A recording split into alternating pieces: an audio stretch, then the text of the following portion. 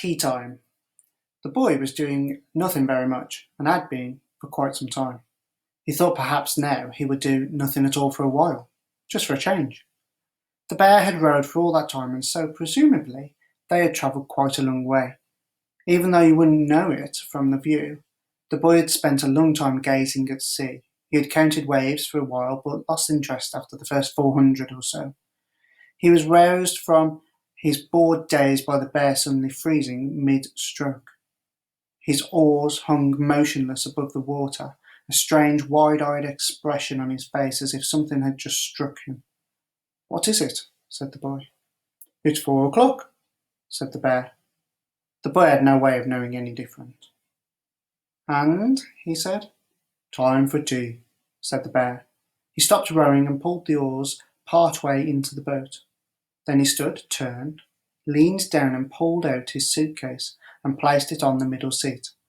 With dainty precision he removed from the case a small gas stove, a box of matches, a small battered and blackened kettle, a china teapot and a cup and a saucer. Then he filled the kettle with water from a large plastic bottle. Then he lit the stove. This was no simple matter, as the bear appeared to be quite simply afraid of fire. First he opened the box of matches, then he took out a match. Then he closed the box of matches. Then he put the matchbox down with the match on top of it next to the stove on the seat. Then his face screwed up in concentration. He held the blue canister of the stove ready with one paw at arm's length, while he grasped the knob to turn the gas on with the other. He was panting just a little, the boy noticed, and very slightly quivering. Then he turned the knob the tiniest fraction of a turn, grabbed quickly for the match and the matchbox, struck the match, and held the flame to the burner, his face turned away and his free paw shielding his face. Oh, bless him. Poof! The gas ignited pathetically into the tiniest blue flame. The bear let out a deep breath. Then he placed the kettle on the stove and turned up the gas so that the flame grew with a small roar. There was a whistle shaped like a bird at the end of the kettle's spout that sang shrilly when the water boiled, but not for long, as the bear was watching closely and quickly turned the gas off. He used a little of the water to warm the teapot, swilling it round and then discarding it into the sea. Then he heaped in 3 teaspoons of leaf tea from a scratched and rusted tin, filled the pot from the kettle, replaced the lid, and lovingly clad the pot in a pink woolly tea cosy with a pom-pom on the top. Then he reached beneath the seat and brought out a strangely shaped black case. He opened it up and took out something that looked at once familiar and odd to the boy. "What's wrong with your guitar?" said the boy. "Did it get wet and shrink?" The bear gave him a stern look. "It's not a guitar," he said. "It's a ukulele. I time my tea with a song." He plucked at the strings and adjusted the tuning. Then he began to play and sing. "When you are all at sea, you'll have a friend in me. We'll have a cup of tea and keep on rowing. The weather may be poor, with rain and wind and more. What fun we just adore it when it's rowing. You fear that you'll be drowned, the shark fins circle around. So what, we're homeward bound, and we're not slow rowing. And if the current's strong, and the dark cold night is long, who cares, we'll sing our song, and just keep rowing." Mostly, the bear strummed a very simple accompaniment to his singing, but between the final 2 verses, he played quite a long, complicated instrumental section. This wasn't something that he found easy, judging by the faces that he pulled. He was obviously concentrating very hard, and the boy had to concentrate quite hard not to laugh. When it was over, the bear put the ukulele away, removed the tea cosy, and poured tea into his teacup. "Would you like some?" he said to the boy.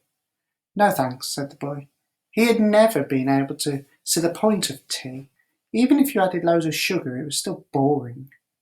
Then the bear lifted the delicate china cup to his mouth, blew gently over the surface of its steaming contents, and took a tiny sip.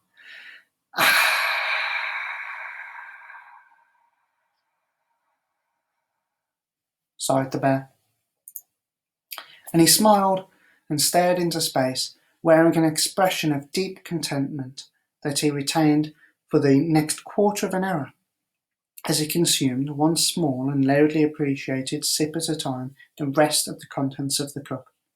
When he was done, he used the last drop of water from the kettle to rinse out his cup, emptied out the teapot into the sea, put everything neatly away, and took up his oars again, beaming with happiness. The boy watched him and tried a smile himself. He just about managed it, but it was a bit of an effort. Trust.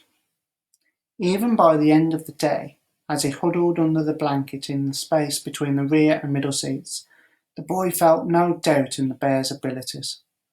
The bear had explained there had been further complications, though out of kindness he did not burden the boy with the details, and so there was a regrettable additional delay to their journey. But his jolly confident manner was genuinely reassuring, and it was a mild night, and they would surely arrive early next morning. The boy was sure that the bear knew what he was doing.